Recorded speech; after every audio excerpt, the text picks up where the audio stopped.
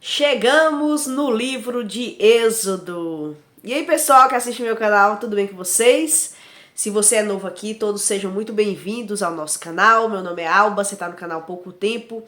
E nós estamos lendo a Bíblia de forma cronológica, certo? Neste ano.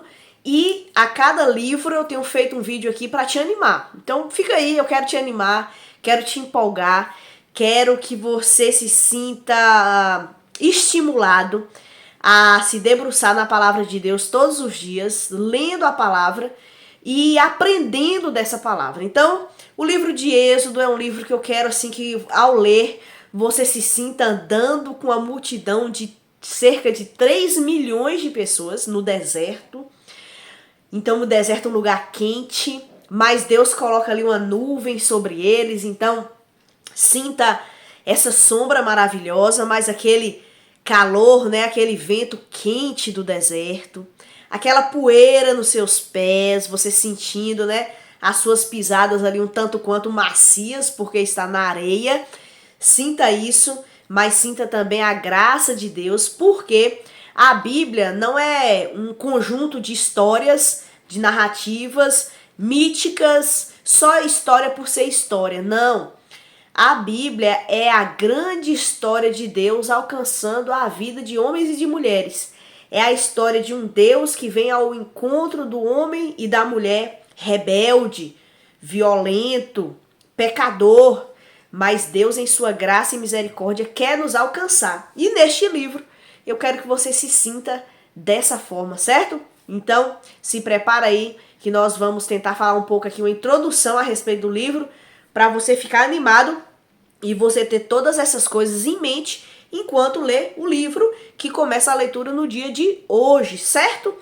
Então, seja bem-vindo, como eu já falei, se inscreve no canal aí, se você ainda não é inscrito, deixa seu like, compartilha esse vídeo, certo? Eu espero ser bênção aí na sua vida e na vida da sua família, na vida da sua igreja e quem assistir este vídeo. Então, bora lá?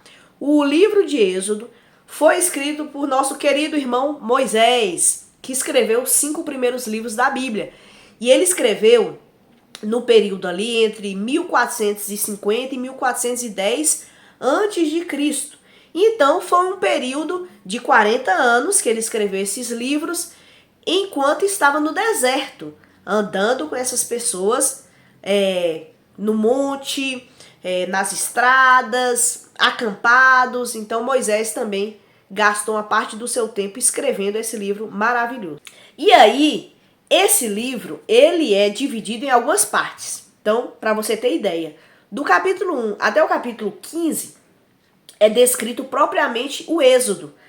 Lembra, Gênesis, a gente acabou de ler Jó, mas Gênesis, quando a gente leu, tá contando a história ali dos patriarcas, aí tem Jacó tem seus 12 filhos, aí tem a história de José, que sofreu demais, foi vendido pelos seus irmãos.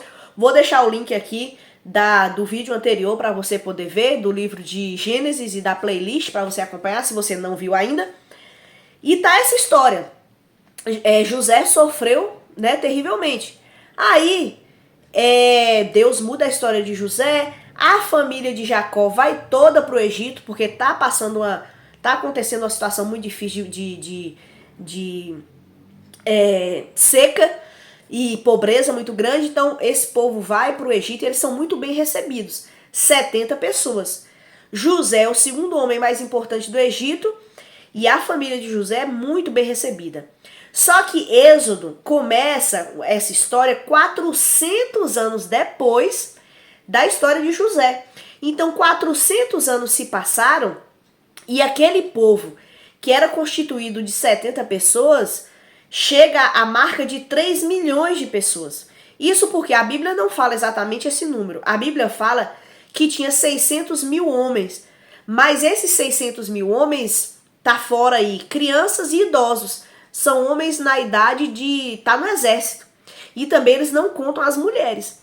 Então os historiadores fazem uma estimativa de aproximadamente 3 milhões de pessoas.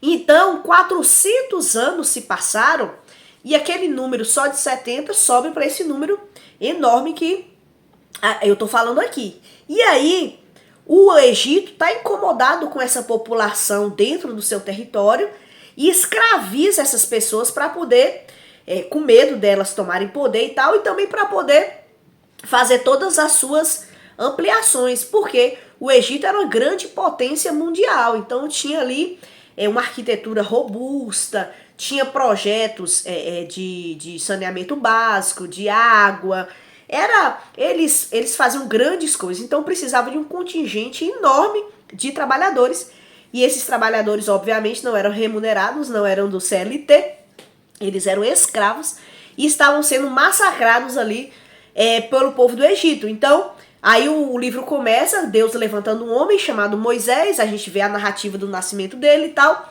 e aí até o capítulo 15 é ele conversando com Faraó, e a gente vê o que nesse início? A dureza do coração de Faraó.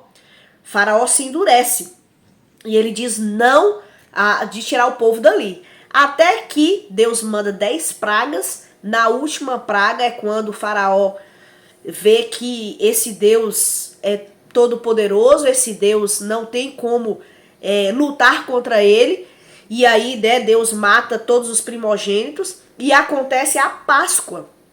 A Páscoa judaica é a libertação pelo sangue. Deus já ensinando sobre Jesus. Jesus é aquele que nos liberta.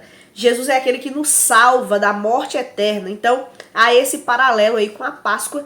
E nessa Páscoa é a saída apressada do povo de Israel do Egito. E aí, a partir do capítulo 16 até o 18, mostra o povo no deserto e mostra a dureza do coração do povo. No Egito, a dureza do coração do faraó.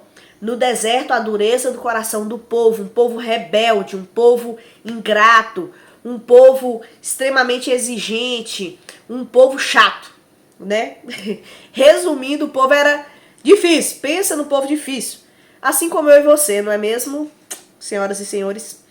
Aí, do capítulo 19 até o capítulo 40, vai falar sobre a aliança que Deus faz com o povo no Monte Sinai. Deus se apresenta naquele monte, e eu acho essa história, essa narrativa extremamente significativa. Por quê? Pelo seguinte, tem gente que fala assim, eu não acredito que Deus existe. Se Deus aparecesse aqui, aí eu ia acreditar, aí eu ia servir a Deus, aí eu ia ser crente. Então não acredito, porque Deus não aparece. Só que isso é uma conversa fiada. Porque o ser humano, nós, eu e você, somos tão rebeldes, somos tão pecadores, que mesmo a Deus aparecendo, a gente se rebela contra ele. E a gente peca terrivelmente. Por que eu digo isso? No Monte Sinai, Deus apareceu naquele monte. Pense aí comigo, visualiza aí essa cena. O monte tremia, uma montanha tremia. Raios, trovões, barulho, relâmpagos, fogo, vento. Deus estava ali. Deus desceu sobre o monte. E todo o povo, pensa aí, 3 milhões de pessoas, todo mundo, vendo isso, essa cena. Moisés sobe para falar com esse Deus. Qual seria na nossa mentalidade, no nosso raciocínio, qual seria a nossa atitude? Deus está aqui, ó, do lado. Você está vendo a manifestação dele. O que eu e você faria na nossa mente? A gente pensa assim, eu ficaria em adoração, eu viveria a mais santo possível, não ia pecar nem no pensamento, não ia pecar em nada, ia ficar santo. Ali, ó, adorando a Deus, cantando músicas, né? Worship. Cantando músicas ali, adorando a Deus. Mas o que o povo fez? Moisés estava lá em cima, recebendo a lei de Deus, e o povo cá embaixo, minha filha, não dá nem pra falar, tirei as crianças da sala. Não dá nem pra me contar. Eles fizeram uma festa, eles derreteram ouro, eles fizeram um bezerro, e eles simplesmente adoraram esse Deus que eles acabaram de fazer ali. A festa, ela era regada com muita imoralidade sexual. E tudo de devasso que você pode imaginar, ou que você nem imagina, eu espero que não imagine, aconteceu enquanto Deus está aqui, ó, na montanha, a montanha pegando fogo. Então isso demonstra o quê? A dureza do nosso coração. Por mais manifestações divinas, a gente ainda tem esse coração terrível, misericórdia, né? Misericórdia de Deus. E aí o povo, Moisés desce, acontece várias coisas, você vai ler, eu não vou contar aqui detalhes, mas aí Deus faz uma aliança com o povo. E o povo fala o quê? Ah, Moisés, pode deixar.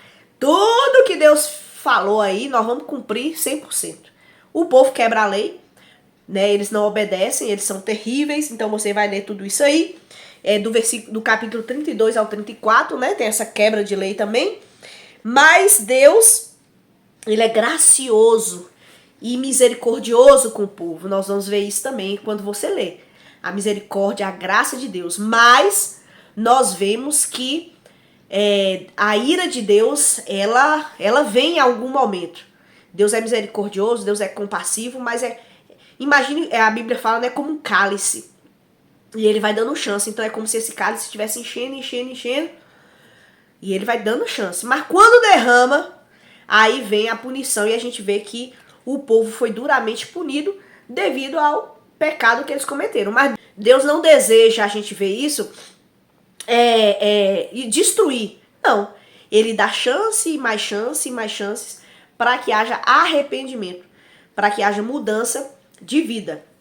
E o livro caminha para o final e termina com a construção do tabernáculo, porque esse Deus, ele quer habitar entre nós. Olha que Deus maravilhoso, apesar da gente ser terrível, coração duro, mas esse Deus deseja habitar entre nós. Então o tabernáculo é isso, é a habitação de Deus entre o seu povo. E o tabernáculo, no livro de Êxodo você vai ler, mas para você entender melhor, só lá no Novo Testamento, no livro de Hebreus, por exemplo, você vai entender que tudo ali é uma representação, é um símbolo. Aponta, são placas, né? Vamos usar assim que eu acho que fica melhor. Imagina você tá numa estrada, você quer ir para Porto Seguro, aí você vai acompanhando as placas. O livro de Êxodo são placas que apontam para Jesus. Jesus é apresentado, Jesus é o cordeiro do sacrifício. No tabernáculo tem ali um lugar de sacrifício, o local onde vai ser sacrificado o cordeiro, e Jesus é esse sacrifício. Tem a bacia de prata, que é a palavra de Deus. Ali a Bíblia é isso, você é como se fosse água. Você lê, você é lavado, você também vê o seu reflexo e você tem esse contato. Você entra no tabernáculo e lá você tem a mesa de pães, você tem o incenso, você tem o candelabro, tudo isso representando de alguma forma Jesus, o Espírito Santo, a obra de salvação. E depois no Santo dos Santos tem lá a Arca da Aliança, onde dentro da arca você encontra o cajado de Arão, o maná, né, que foi dado por Deus, e as tábuas da lei. Tudo isso representando a aliança de Deus e a obra de salvação que iria acontecer, como a gente sabe que, louvado seja Deus, aconteceu. Então, um livro fantástico. Leia a Bíblia, medite na palavra de Deus e peça a Deus para falar ao seu coração. E que o seu coração não seja duro como o de Faraó, nem duro como o povo de Israel, mas que seja humilde e quebrantado como o de Moisés, como o de Josué e como do restante do povo que depois entrou na terra prometida, tá bom? Leia a Bíblia, sinta aí o calor do deserto, que você seja abençoado por Deus. Até a próxima, hein? Continue firme e constante lendo a palavra de Deus. Tchau, tchau, um abraço. Obrigada, viu, por você ficar até aqui. Obrigada mesmo.